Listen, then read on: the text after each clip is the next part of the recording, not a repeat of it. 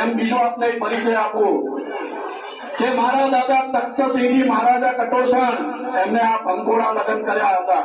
એટલે અમે પણ આપણા ભાણાભાઈ છું.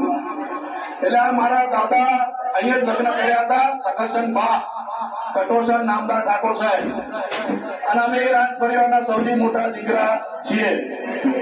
અને મા જગદંબા દુર્ગા ભવાની સદાય આ ભંકોળા ગામના એવા ભાતીમા ભોણાભાઈના ઘરમાં નિવાસ કરે.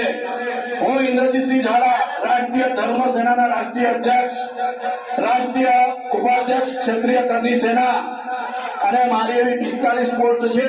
સમસ્ત ભારતમાં બધાને ખ્યાલ છે. અને બોલો હર હર